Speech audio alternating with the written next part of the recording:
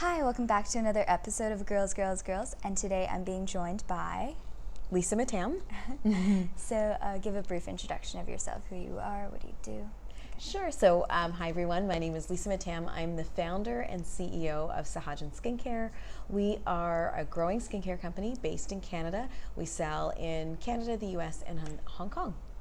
It's really neat.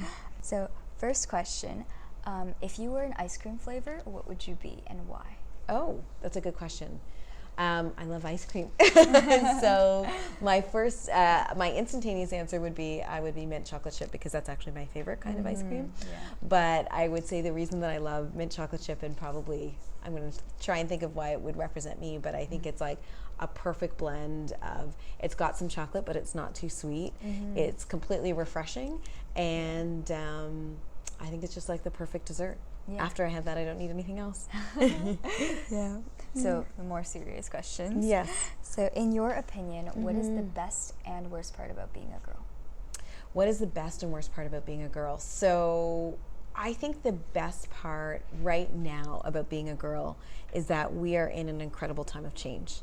And so I even think, I look at you, you're in grade 11, you're making me feel really old, but I think of who I was in grade 11, and when I was in university, I was head of the Gender Equity Committee, and I've always been involved in the advancement of girls and women. Yeah. In my prior life, prior to Sahajan Skincare, I did a lot of consulting where I actually worked with organizations to help them develop programs that advance women in the workplace. I've actually written a report on how organizations can keep mothers in the workplace, so it's an area of personal passion. Yeah. But I think we're at an incredible period where there's a larger movement around girls and women.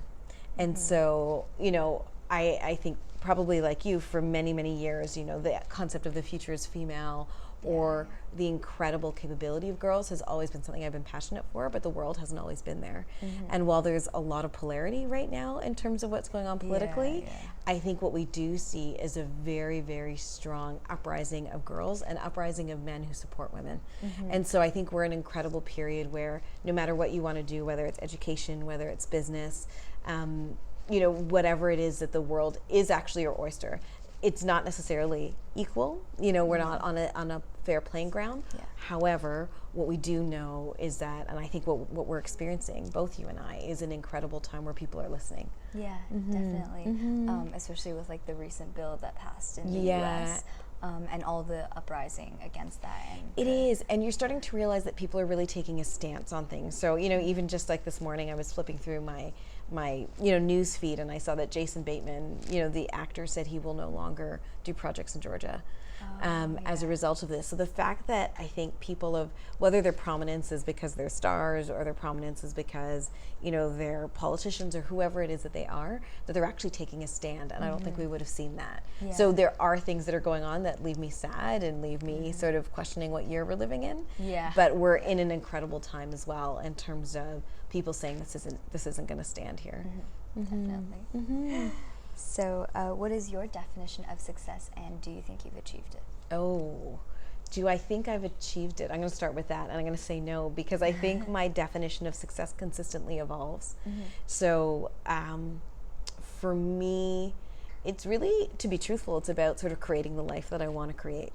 And that definition changes over time. So when I left graduate school, I did my MBA, and I went into the pharmaceutical industry, and then I was a consultant, and now I'm here. And I would have never have guessed when I was in pharma, sort of climbing the corporate ladder, as you will, that I would have ended up an entrepreneur.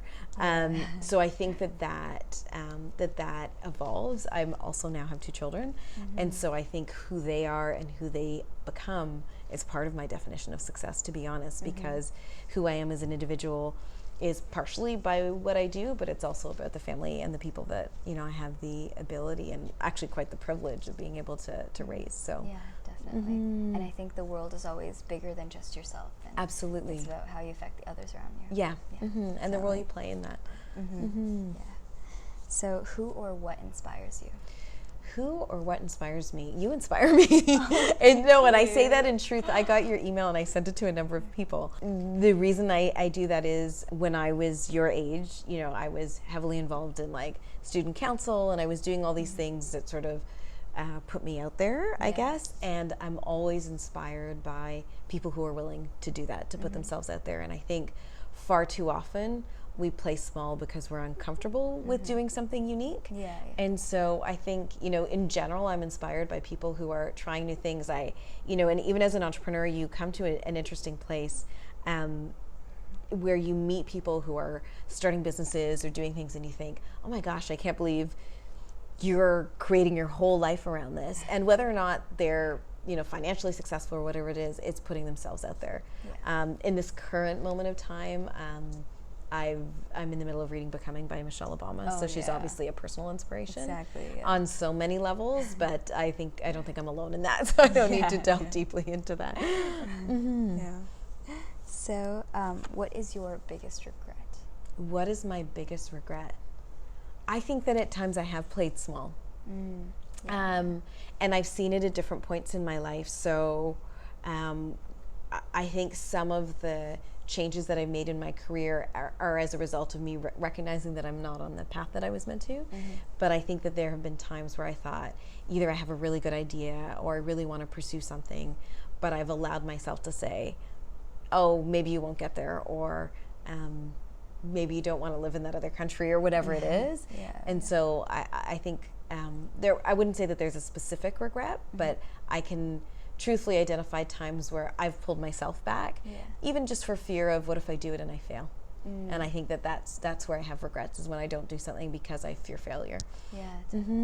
Guys, they take up so much room. They do. They really do. It's just like their presence is always felt, and they're not afraid to just like speak up. Absolutely. And you know, for me, so not that I'm incredibly old, but like so I run the skincare company, and I would never have imagined the impact of social media, for example. And so sometimes I feel silly going and doing an Instagram story, or sometimes I feel silly doing those things because they're not the world that I grew up in. And you know, my tendency is not to spend all my time on social, but one, I have to recognize it's an important business tool, but also I'm really passionate about what I do, and it's an incredible vehicle to share that. But it's interesting that where we all tend to do where we're comfortable versus sometimes living in the discomfort to say, I need to do this, and this is what I'm going to do to be successful. Definitely. So what is your proudest achievement? That's going to sound really cheesy, but in truth, having kids, because they're lovely people, and I think at the end of my life, I will hopefully look back on my career and everything else and say I did well, but I will really look at them. But particularly for this company, so Sahajan is just over 3 years old, so we're still pretty new. It's pretty new, We're still pretty new, and I didn't come from the beauty industry. The wealth of my knowledge is from pharma and consulting, and so this was very, very new to me. And only 6 months into launch, Sephora had launched a beauty accelerator. And the idea was, and quite relevant for our conversation, what they discovered was, and my numbers are going to be off, but let's say these numbers are around right. Let's say 98% of their customer population are female. I think roughly 85% of all the brands in Sephora are run by men. Wow. Isn't that incredible? That's crazy. To think that even the beauty industry, there's such low representation of female founders and female CEOs. So what Sephora recognized was that disparity, and they said where we can help is by creating this sort of accelerator incubator program where we find very early stage female founded companies that we believe, I think the words they use are, we believe have the capability to redesign the future of beauty, but we believe have the capability to be big beauty brands. And we're gonna let you know that we're gonna invite you in this accelerator. And so we launched in September. I was interviewing for the program, I think, by January. And we were the only Canadian company, so Sahajan was the only Canadian company in the accelerator. And they hadn't intended, what I found out later was they hadn't intended on having a Canadian company. It was just going to be for American companies. It was a huge win for the brand. It was a huge win, and very huge validation for the brand that was created. So that, I think, even though we've grown and I'm getting ready for more retail launches and all that kind of stuff, I look at that as a big marker in our success. Definitely. That's a great opportunity. Thank you. I was excited. So what is your advice to all the younger girls out there, especially those seeking careers maybe in your profession or just like figuring out what they want to do? I think practical advice is doing some of the things that you do. I think when you're younger, you don't know practically what these careers are going to look like, and you'll evolve into it. And so also know, if you've created this very regimented plan and you don't end up at the end of that plan, that's okay. But I think practically going out and meeting people and creating this sort of even a network or understanding of people who you can go to through the process, I think doing that is incredibly important. And then I think also just, really not limiting yourself. One of the things I've often thought about is, so I grew up, my parents are awesome, but we had my mom came as a nurse, and all of her friends were nurses, and that's how they immigrated to Canada. And as both South Asians, I was told to be a doctor, and I didn't have a variety of careers necessarily around me.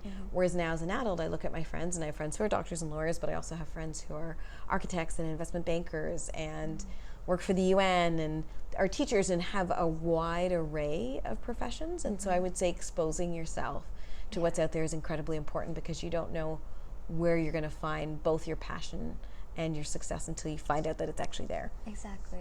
I think there was another statistic that was like in the past, if you chose a career, you'd have to stick with it for your whole life, like you'd be expected to. Yes. But now it's like I think people will go through 20 careers before they actually find one that they really like and are going to stick with for a long time. Or even, it's interesting because I did an interview yesterday with someone from the CDC, and she was asking me about my career also, and she said, it's interesting, if someone had looked at your CV a long time ago, we might have said one, wow, there's been change, but also, are you done? And she said, and I didn't even have to ask you that question, because now in this world, I think you're only just kind of beginning. So I think we're in an environment where you can have multiple careers. Exactly. And everything's constantly evolving. Yes. Yeah, very much so. Thank you so much for meeting with me. It was an absolute pleasure. Thank you for coming. Okay, thanks.